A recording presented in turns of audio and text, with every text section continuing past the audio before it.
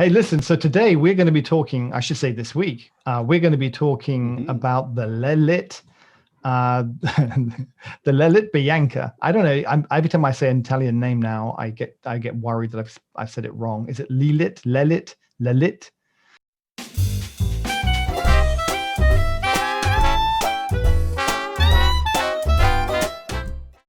Anyway, I'm going to say it at me for because you're Italian, apparently. Yes, but that doesn't sound like an Italian word, to be honest. LELIT. Yeah. Well, I was going to ask you, but that was going to be one of my first questions. But you've already dug into the interview. We haven't got started yet. Yeah. Let me try that intro one more time. Today, we're going to be talking about the LELIT Bianca. After following the Q&A session that we had with their R&D manager, which was kind of enlightening, pretty interesting, what he was talking about, their approach, how they came about their ideas they were bringing, what they wanted to achieve with this machine. So we want to talk about that. There's also some things I don't understand, which I'd love for you to help elucidate. And stay tuned because we have got a special announcement to make. Max is going to get a free coffee machine. No, that's not the announcement. No. We have a special announcement to make, so stay tuned because you're not going to want to miss it, to be doing a giveaway. And what we thought I did not know this. No, I knew this. We thought that, we taste all this coffee and we sit here on the YouTube and the podcast and we try to explain. It in your face. We say, it's a bit of fruit, bit of stone fruit, and all that kind of stuff. And Firestone with a hint of there's a hint of lint. I think it would. Hold on, no, that's just my. Yeah, burnt rubber and nail polish. Yeah, so we talk a lot about the our experience of the coffee, but it's very difficult to get that over, to convey that. So what we thought would be better is we've spoken to some of the roasters. And we said, hey, how about, would you mind if, and we'll buy the coffee, but we'll give it away. We'll give it away to one lucky winner. And we'll do this, I think, maybe once or twice a month. Like, subscribe, and what's the other one? Comment. Subscribe, comment, or whatever. Basically. But here's the rules. There's not much rules, but we have to do something. Yes. So you have to do something for your free beans. So you have to send us a bag of money. There's a big bag of money for your free beans. No, you don't have to do that. No. There apparently are rules. I had to look these up. So the first thing I want to say is this is going to be, at the moment, it is going to be for the UK only. I'm sorry to our friends in the US and other places, but apart from the logistic problems of sending beans abroad, and that not really necessarily making any sense, there is also the issue of rules and regulations, because apparently there are laws over things like giveaways and what you call them, whether it's a free draw or a giveaway or a lottery. And it's kind of complicated. So we're going to start with the UK, and then we're going to try to work something out later on with the US, but bear with us. So the rules are simply, all I would like you to do is I'd like you to like the video, obviously subscribe to the channel if you haven't done so. I'll leave it in the podcast notes. It's going to be an easy to follow link. Put it in the podcast notes and just put your name and email address in there. And then that way, what we can do is, obviously, if we don't have your email address, I can't tell you if you've won. So putting a like or a comment on the YouTube by itself doesn't allow me to contact you. So do that. You have to subscribe as well, because we need subscribers. We want to boost us. Yeah, basically, we just want you to help our channel. That's the quid pro quo. Help our channel, and we're going to give away a kilo. Not even like 200 grams or 100 grams. Not 500 grams, not 700 500 grams, but a kilo of coffee. We're going to send you away, and we're going to start the ball rolling with Carvetti's Solitude coffee, because this is actually what I've been using in a review recently. We both had it. Yes. I think a few times. Nice. Oh, yeah. This Solitude is yes, I remember that one. Yeah. It makes a really nice espresso, and it's surprisingly good as a pour over. Is it really? Yeah, I actually haven't tried it. Actually, quite nice. You should give it a shot. It's very nice. Blooms a lot. Oh, okay. But it's really, really nice. Yeah, I remember it being really, really, really enjoyable, and it makes a kick-ass cappuccino. I would imagine it would be very good in a cappuccino. Oh, yeah. I mean, like me, of course, I only ever drink espresso. It seems to be these days. Yeah, But guys, don't trust, don't listen to Nick. He's too hardcore. I mean, he's too extreme. You should listen to the moderate person, which is yours truly here. well, yeah, you know what the thing is that I've had about 10 espressos today. Oh, wow. Yeah, I know. I actually Can you have to see lie down. sounds yet? Yeah, I wasn't well. I was doing this. So what I've been doing is a comparison of all the different machines, because you've been making fun of me about all these machines I've got. Yes. So I thought it'd be a really good idea. You have a problem. You have a coffee machine problem. Yeah. So what I thought I would do is go through them all with the same espresso, the same grinder. So I'm using so we've done this on the Sage. The Sage. I can't remember the names of them. So what's the little one called? The Thingy The Plus, Bambino. the Bambino. Yeah, the Sage Bambino Plus. We started with that one. Then we went we have the Bambino. Then we have the Trinity. What? The Trinity? My Italian friends will understand these. Oh God, we don't. This is not the market. It's not the demographic I'm going for. Thanks for getting that one in, Max. That little enigma. So we started with the Bambino. Then we went to the Sage Barista Touch. Yes. Because I had that for a while, and so I made some coffees on that. That one. Mm-hmm. How is it going? That one. No, I've packed that off. That's gone to my dad. Okay. So you got rid of it. Well, it was always for my dad. He actually didn't know I was going to be testing it. I said, I'll sort that out for you, Dad. Don't go to all the trouble. Let me get that don't worry, I'll get that for you. What's all this coffee? And then I thought, he'll never know. He'll never know that I tested this. Why does he feel used? And well, he actually wrote to me yesterday to say, "Oh, I saw your review video." I was like, "Oh, oops." I didn't think he watched. Anyway, so we started with, so I've been using the Solitude coffee for this, for the Bambino, then the Barista Touch, then the Gaggia Classic, and then the Rocket R58. And basically taking, and then for the grinder, because the 58. Yeah, I'm not going to make a fool of myself by trying to say that. So I used the same grinder that's in the Barista Touch, because I happen to have one, which is a the something Pro, the Sage Smart Grinder Pro, Smart Pro Grinder. And so I got one of those and set it up, cleaned it, purged it, did all the stuff you're supposed to do, and then ran that through all the other machines. So as much as possible, we've kind of compared likes to likes. And so I was doing that all this morning. And that's how I've had about 10 coffees, 10 espressos this morning doing that. How did it turn out? Who's the winner? Obviously, I'm not going to tell you. Have a guess. The Gaggia. It's not the Bambino. Yeah, no, I'm sure of that. So back to this giveaway. So I've been using this Solitude. I had 2 kilos of it, 2 kilos of that Solitude for this test provided by Carvetti. And thank you very much. And I can tell you, I am now very familiar, very, very familiar with that coffee. And what I like, the name of every single bean in there. Yeah. Well, actually, I have actually taken out and looked at the beans. I went through and looked at I've been looking at the beans a lot. I think I can make a whole thing about reading the beans. You know, like to read the tea leaves, I can read the beans. Okay. Yeah. So you take the beans out and take a look. It's actually quite interesting. Even some of the specialty coffees you get, if they're not great quality, you can kind of see inside the beans. Anyway, I think Gareth got these from Carvetti. I think he literally bought up a farm's entire harvest. So he went and he got this. So this is a single estate coffee. And what I like about it is your regular kind of what you'd expect from an espresso, but it's got this, it's got a complexity to it.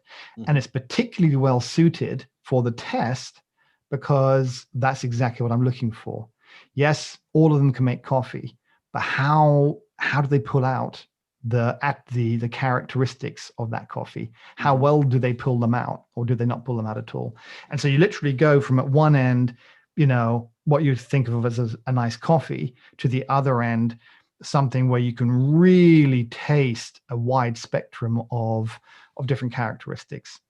Anyway, that's the beans that we're going to be giving away. A kilo of that, and the spent ones.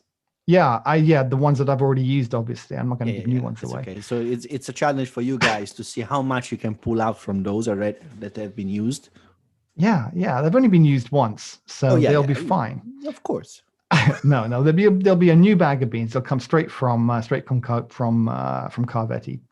And so good luck with that. Please do let us know also your feedback and whether you have any roasters that you would like us to include. And we're going to do this at least once a month, maybe a couple times a month. We're going to see if we can kind of roll the Americans in there as well, because I feel bad that they've been left out. But I've got a bit of legal stuff to read up on. And also it'll be different because we've got, we won't be tasting the American beans. So it'll be kind of maybe picking American roasters. So all the more reason to let us know which, especially if you're in the US, which roasters you would like us to maybe work with. And we'll contact them and see if we can do something for our US patrons. So that's the big news out the way. Great. Thank you very much. Good. And that's a wrap. See you next week. It's not a wrap because we're just getting started. Oh my God. LELIT have come from, I won't say won't come from nowhere, but they kind of came from somewhere. But you know what? Brescia. They came from, whereabouts in Italy are they from actually? I think you wrote in your own interview, Brescia. I didn't write, I did write it, but I wrote what they had written down. It's North Italy. Where, funny enough, there is a lot of things saying that Napolitan coffee is the thing, and all of these coffee machines, all of espresso coffee machines, they actually come from the north, most of them, except Nova Simonelli that comes from the East Coast. Yeah, sort of down the Middle East, isn't it? The middle east part of Italy. Yeah, I halfway think down, it's around Ancona, but I'm not sure. Yeah, in that area there. Still, most of them, they actually come from the north, which is funny enough. Well, that's where espresso was born, wasn't it? Around. Well, yeah, it was invented by Achille Gaggia in Milan. So there you go. So LELIT, we reached out to them because I wrote to them and said, "Can I have a free machine to test?" they went enough. No, but no, they actually yes. Do you know what's quite interesting? I tell you something. Is a little inside secret here, is that I write to people for all sorts of reasons, just all the time. I just write to people, partially sometimes because I actually want an answer to something, or I'm trying to find out some information. But I'm also, as a second kind of hidden channel, I want to get an idea of how responsive they are. I want to get an idea of how approachable, what kind of people they are. You get an idea when you're talking to somebody. So if you write to someone, there have been, and I'm not going to say who they are, but there have been some manufacturers I write to, and you never hear anything back, right? You just don't. Then you kind of think to yourself, that's interesting. Do I want to buy anything from a company that doesn't even respond to me? And if they all didn't, obviously that would be the norm, but actually most of them do. Many of them do, and many of them respond quite quickly. And LELIT was one of those. They sort of just wrote to me straight back and said, "Hey, yeah, we'd love to, what did you have in mind? And, can we, I'd love to work with you, blah, blah, blah, blah, blah." And they're very friendly. So it just leaves me with a comfortable feeling. Sorry? Still no machine. They didn't send me a machine. Obviously that's a black mark. So, but then nobody did. Nobody did. It's actually, apparently they're even hard to get. You have to lie and say that someone did. Just don't say who. We got a machine, and then other people will be compelled to send it because what are they? Oh, yeah. If that company sent you a machine. Yes, of course. I don't think so. It's all right. Look, to be honest with you, I actually wasn't expecting it. And they're in hard. I mean, there's a lot of expense. It's not just a case of like, if you're talking about saying you can put something in the post, but there's a lot of expense in getting these things here. And also a lot of them getting damaged by delivery people. It's a real problem for espresso machine makers. Yeah, well, I can imagine. I mean, it's they're heavy items and they get mishandled most of the time. They get dropped and things, and yeah, and shipping them totally is very see. expensive. So the thought of, like, yeah, sure, we'll ship you one, and then maybe it'll get damaged and ship it back, and all that logistics effort it's not worth it. But anyway, they got back to me. We did an interview with them, or it's more of a Q&A session, and I really appreciate it, because also, of course, my Italian isn't perfect. I'm not going to say that it is perfect, because it's not. So everything is all in English. I'm basically contacting a foreign company and talking not to their translation marketing people, but to the actual designers, to the actual managers of the company, and asking them to talk to me in my language. And so it's for me, I do appreciate that. Absolutely. Yeah, it's nice. It's nice of them to make the effort, and I know it's work for them when they're really busy. So we spoke to, I'm going to have a go at his name, and you can laugh if I get it wrong, but I spoke to Mauro Epis, or Mauro Epis. Mauro Epis. Like tomorrow, but Mauro. Yeah, and that's what I said. I said. Yeah. He's one of the sons of the founders, actually, and he runs the R&D. So he's actually the perfect person, because the way I approached it, and I think the way I sort of did the cover letter on the email to them was, I'd really like to understand more specifically about the Bianca. I'd like to understand how it is that you've got a machine with all the features that are on it to the market at the price that you are selling it for. And they could have interpreted that as a bit of a, I don't know, in a threatening way, kind of like, like, why is it so cheap? Where are the shortcuts you've made? But in actual fact, they leapt at the opportunity to say something, because they had some interesting answers. I think it's their strong point. It not only is it a strong point, it's the focus of the business as you read about it. It's really interesting. So I don't know, why don't you talk a little bit about it as well, Max? Yeah, I think it's a really boxy looking machine, as all of those. That's my only drawback. And please just make them look something different. Just, even if it's plastic, I don't care. Just another shape, not a box. Anything else. People want boxes, Max. Sell people what they want. Not a box. Anything. A bowl, an oblong, an egg. Anything else, please. Just anything. Well, they've got it in.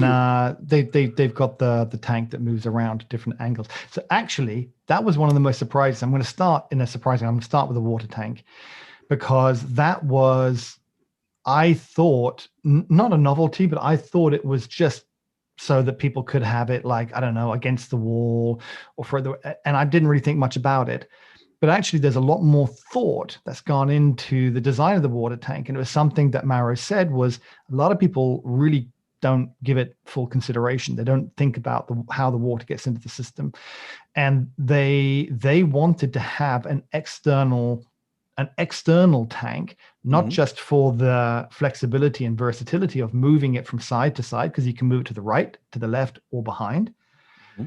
But actually, he was making the argument that there was better temperature stability from having that tank separate, which, as you think about it, I had never had thought about it, but if you think about it, kind of makes sense if the water is right next to the boiler. Well, to an extent, I will actually argue with that. I agree, yes, but in certain cases. So my main argument would be that, yes, it does change, and the temperature will go up. It depends how long you keep your machine on. Very important. If you keep your machine on for hours, yes, I agree with you. Totally agree with you. That's the way to go, because if you keep your machine on for hours, eventually you're just going to heat up the water that is in the tank, and that happens with most of the machines that have a tank. Nuova Simonelli Oscar, I've seen it in the Fiorenzato Bricoletta, and in all of these other machines that have the tank that is basically sitting behind the boiler. Doesn't really matter how much shielding you put between the two, eventually it's going to be lukewarm, the water, which presents a whole plethora of problems itself. So algal growth, bacterial growth, because it gets warm. And also the water that you're introducing in your heat exchanger is going to be warmer. So eventually you're going to have several degrees difference from the first shot that you pull in the morning with the cold water to the shot that you pull in the afternoon or after a few hours that the machine is on. My argument, though, is that if you turn the machine on for an hour or two from cold, that's pretty much it. So it depends really what kind of service the machine does to you. If you're pulling a lot of back-to-back shots and you keep the machine on for a long time, yes, that's absolutely spot on. If you have it on a timed plug and you turn it on at a certain time in the morning and you're quite regular, so you make a coffee in the morning, a coffee in the afternoon, and a coffee in the afternoon and a coffee in the evening,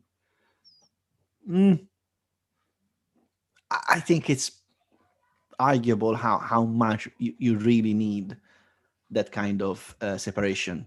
Yeah, they put a lot of thought into the whole energy saving bit. I know that they have the ability to switch off the steam boiler, which is great. And you can, I think it goes into like an eco mode, and they'll kick me if I'm wrong here, but it's got like this energy saving mode where you can actually program a time. They call it a standby time for the steam boiler is disabled during that time. And then the coffee boiler drops down to 70 degrees and it's just kept to a temperature where the cups are kept warm, but then it can heat up within a very short period of time back to the main temperature. I think 10 minutes or something, it'll heat back up to the full temperature. Yeah. So that, I think it's a great idea. I don't think it solves a real problem depending on the use that you make of the machine. Obviously, when you have machines like these, it's more likely that you're going to pull more back-to-back shots, because if you have a machine like if you need a machine like this, it's not only because it's a pro user machine, it's also because you are actually in need of back-to-back shot stability.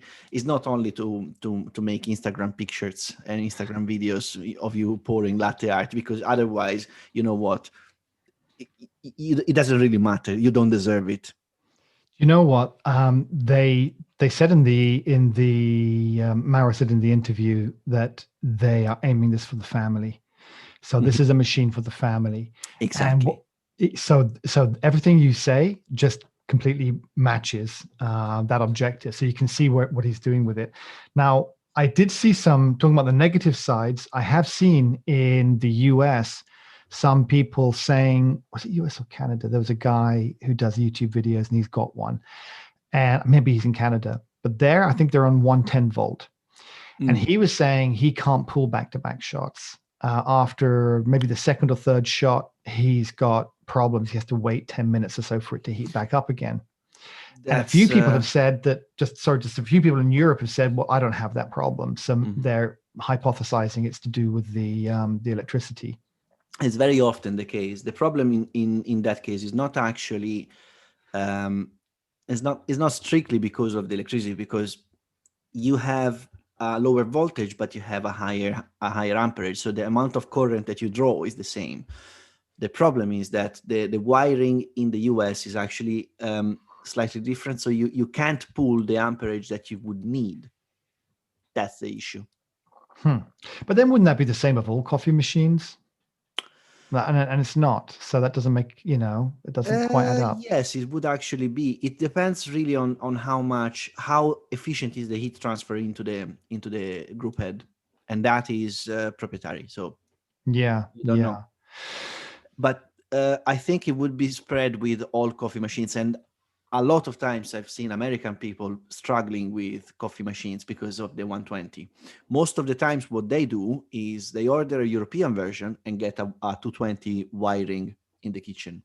If they are proper coffee enthusiasts, they actually get wired to 220 in the kitchen. Okay, so this machine can be plumbed in as well as take it from the tank. And so that kind of leads me on to, I suppose, one of the key features of this machine. And in the UK, this machine costs about £1,800, which, to give you an idea, my rocket costs about £400 more than that. So it's about £400, which is about $450, $500 more expensive. The rocket, and the Bianca was that much cheaper. So you're talking, that's a chunk of change. That's, that's quite a lot of coffee that you can buy with the rest of that money. So, but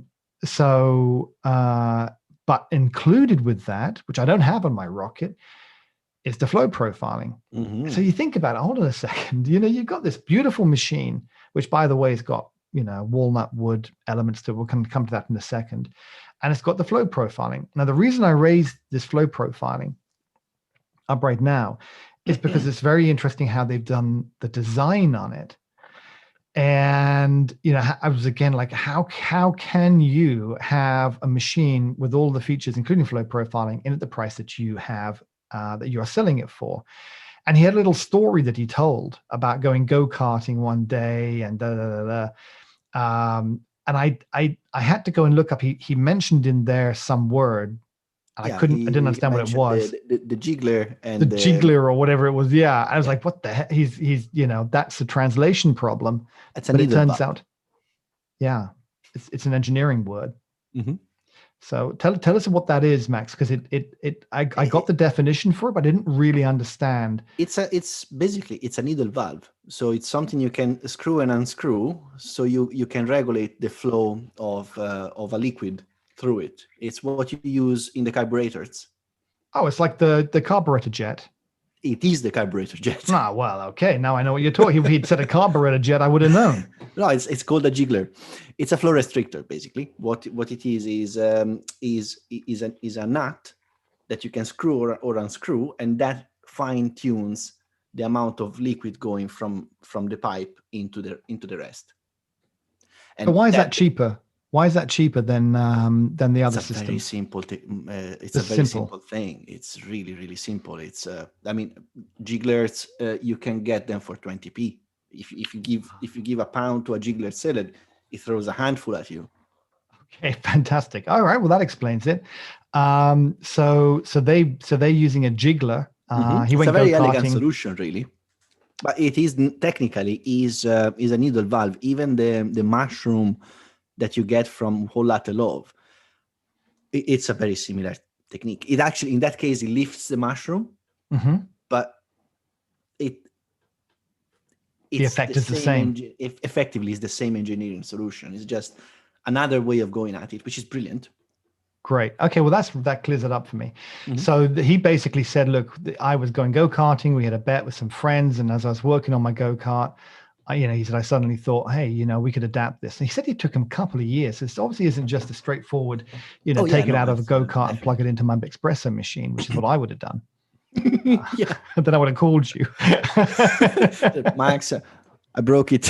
Max, I put my motorcycle carburetor into my coffee machine and it doesn't seem to be working. I don't understand why. Could you come around and fix it, please? Because your motorcycle is an injector. Well, my current motorcycle is, but when I started biking when I was 9 years old, I was on a motorbike at 9. Then I didn't even have a seat, actually. I had to ride standing up. I had a Vespa with pedals. It was not the scootery one. It was it had a little, anyway, I can't describe it, but it didn't have the flary things. It had it was really old. And the seat fell off one time. I was riding it around because I had a farm and I was riding on the farm. The seat fell off and then I couldn't find the seat for some reason later on. So I had to ride it without the seat. And you just had the seat pole sticking up. And so if you went over a big bump, you'd always be terrified that you were going to permanently damage yourself. So I know I'm very familiar because I used to have to clean the carb jets is one of the things I used to have to do. So he's put that in there. And he said that's one of the things, but it took him a couple of years to get it working, I guess, working really well. Yeah, of course. You need to. Yeah, you need to get it working. Yeah. And reliable. And so he's got this machine with basically for £1,800 or whatever it sells for in the US, It's got a PID. It's got flow control. By the way, the brew pressure. Interesting. I wanted to ask you about this too. The manometer is on the group head. It's where it's supposed to be. You can That's what they said. That's exactly what he said. It's where it's supposed to be. Yeah, in any E61 group head, you can put either. I just got an idea. Good. You can either put a pressure valve or a thermometer in that particular screw, and that feeds right into the channel that goes into the shower head. So you're actually measuring what is the pressure above the puck precisely. So you know exactly what pressure you're doing. My counter argument to that is that you're still controlling it by hand. So yeah, but it's as close as you can get. Yes. I mean, I would actually box that and put a servo motor in it, and you can do it manually, and you say, oh, I like this profile, save and do it again. Yeah, and have the servo doing it for you. That's actually the key thing is on these is that you have to kind of remember what you were doing exactly, and that's going to be very hard to do. Yes. However, that tells you one important thing. Flow profiling, yes, it is important, but it's a very, very, very, very gross, very coarse tuning. It doesn't really matter how precise you are in things. No, unless you've got it programmatically dialed in. Yes, because otherwise you wouldn't be able to pull two shots one after the other that taste the same. Yeah. You know, the one that does that is the Creme one. Yes. But one of our viewers, I was talking with him over the last couple of weeks. He ordered a Creme one out in the US, and he's had problems with it. He's sending it back. Oh. Yeah. He's going to talk to me. I'm going to talk to him a little bit more about it. He's going to swap it out for an ECM Synchronica, I think. Okay. I am curious of that one machine, to be honest. It's the one that I would be really, really interested in trying. Yeah. Well, he told me, I've got some messages, I'll share them with you, about some of the problems it had, because it sounded like some of the problems were endemic, not just a problem. Well, first of all, he had a leak with the machine. So he actually showed me that the machine was leaking underneath. So it maybe got damaged in transit is a possibility. You never know. But then there was something else. He had another problem with it. And that problem seemed to be more of a design problem than of a damaged problem. So, but I didn't really understand it. You know, like anything I don't understand, Max, I send it to you, then I understand it. And then I tell people about it and it sounds smart. That's how I've made my career. That's absolutely fine. One thing that I really love of the LELIT is the spout, the spout of the portafilter. Wait, I haven't even seen the spout of the portafilter. Let me go and look that up. Look at the spout. That is brilliant. The way that they designed it. I can't. I can see it, but I can't see it up close. Can you explain it? Can you describe it? Can I share my screen? Well, you can. For those people who are listening, they're going to curse you again. But yeah, sure, share your screen. I'm used to that. Shall I let you share your screen? Okay, I've got to go and do that. I've got to go into advanced sharing options. I know this now. Okay, give it a go. Give it a go. Give it a go. Give it a go now. Give it away now. Yeah. Right. So you see that bit here. So I'm talking about the spouts that are under the portafilter, and the way that this is designed, you have a very, very big chunky mass at the top, which is your portafilter, and where your basket sits. And then at the bottom, normally what you have is those two puny spouts that are normally especially in high range. Anyway, more expensive machines. They are in metal, and that is to keep the coffee hot when it pours out. Now, obviously, the further you get from the thermal mass, the more dispersion, the more heat dispersion you have. So the spouts are going to be colder and are going to sap heat from the coffee as it pours out. Right? Yeah. That is a big chunky piece of metal, and the coffee flows around them. And that is a much better heated, much more concentrated heat mass that distributes the heat to the coffee as it pours out, and it doesn't sap it away. So you're going to have a coffee that is hotter in the cup. Got you. That's brilliant. That That's looks really nice. brilliant. And what's more, so what we're basically looking at is it's very kind of hard to describe, but normally the spouts go out at right angles to the handle, and these ones don't. They go in line. Yes. And it down is a the design middle that I've seen in different machines. Actually, I think I've seen it in. I don't remember, but I've seen it before, and I absolutely adore it. It's brilliant. And down the middle, in between the two spouts, there's a thick mass of metal, which presumably they're right up against. So that's what's heating them, or part of what's heating them. Well, it's solidal with the rest of the portafilter, so it will heat up by heat transfer. Yeah, so that's all brass. Okay, got you. Well, that's fantastic. I can also see that, and one of the things that I don't like about the Rocket. And I love the Rocket. I'm really happy with it. One of the things I don't like about it is it's so simple. It's a simple little thing. Is I don't have angled portafilters. So this is actually sitting flat. And that looks, well, and the handle's angling down. So that looks to me like that's an angled portafilter, which makes all the difference. You put it on the table. You don't have to worry about whether you've got the right angle before you tap. And that just seems to be every single coffee machine should have that. It's bananas not to have it. So they've obviously put a lot of thought into this.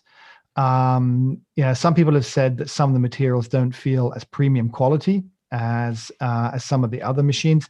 But to be honest with you, most people who've said that, who also own them, say, but I wouldn't swap it. It's a great machine. I really like it. It's a box of metal. How premium can it feel? I mean, some people have said that when it vibrates a little bit, some of the rubber feet come off and you can lose them and things like that, So anyway, like little things, like every machine, everything that you get, anything that you get, you're going to find issues with, right? So that's just normal.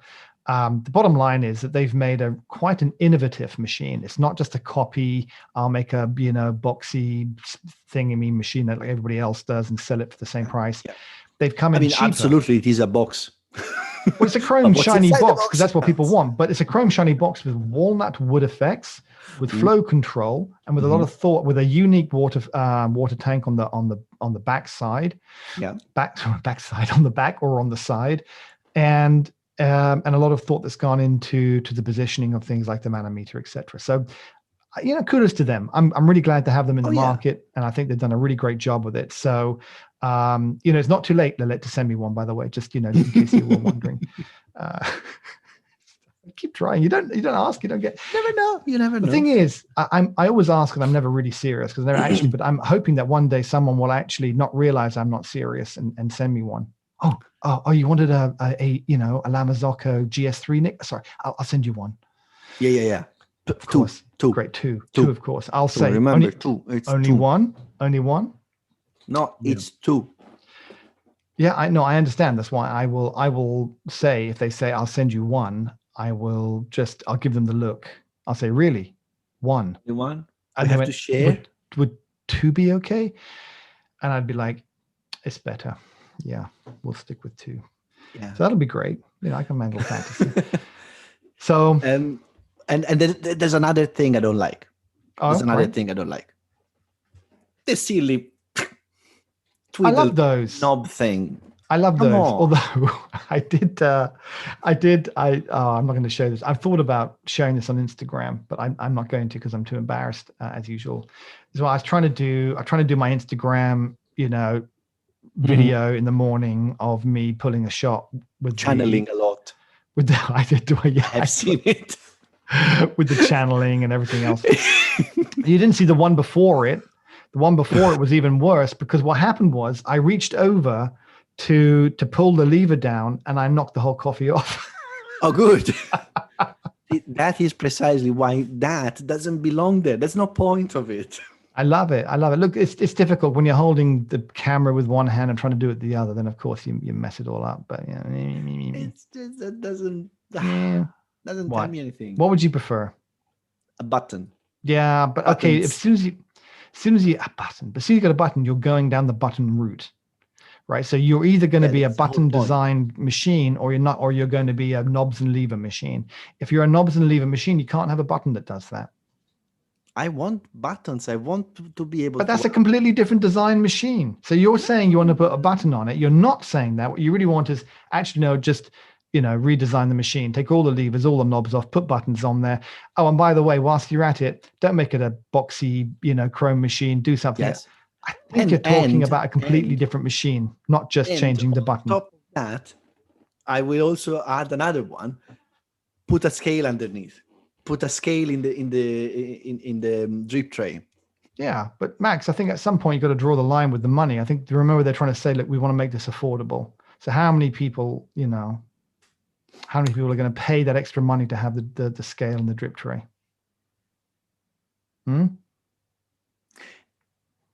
Exactly. I'll think of a comeback and I will send you an email. I'd love to have one. Yeah, me too. I would love to have a comeback to that. All right, so look, that wraps it up for this week. So do go take a look at. Well, I'll leave a link to the LELIT, the full Q&A interview as well with Mauro, so you can go check that out. And I'll leave a link below as well for the free kilo of Solitude coffee.